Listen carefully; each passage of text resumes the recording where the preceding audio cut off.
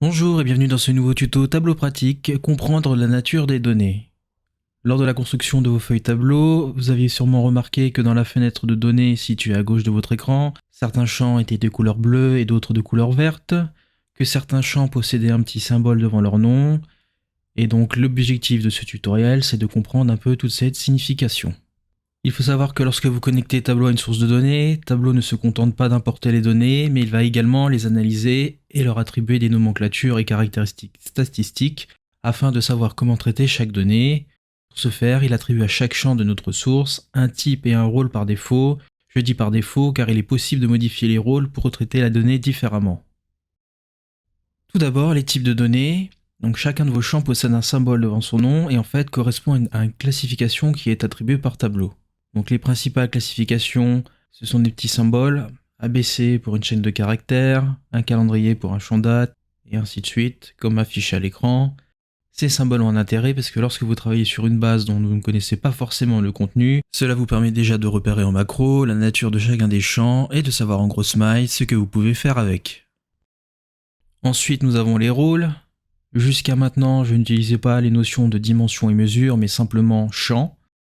Il faut savoir qu'en fait chaque champ a un rôle qui va lui être attribué, soit le rôle dimension, c'est-à-dire que le champ assigné à ce rôle contient des valeurs dites qualitatives, par exemple un nom, une date ou une donnée géographique.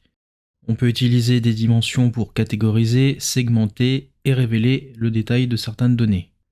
A l'inverse, on a le rôle mesure. Le champ assigné à ce rôle contient une valeur numérique, quantitative, que l'on peut donc mesurer. Les mesures peuvent être agrégées, c'est-à-dire qu'on peut faire une opération mathématique sur cette dernière, comme une somme, une moyenne, une médiane et ainsi de suite. Lorsque vous faites glisser une mesure dans la vue, Tableau applique par défaut une agrégation à cette mesure.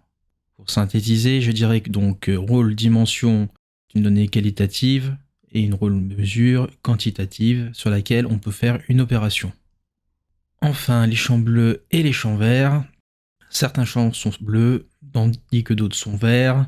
En fait, la couleur du champ fait référence à deux notions statistiques. La notion de continu, c'est un champ qui prend toutes les valeurs possibles dans un intervalle de nombre réel.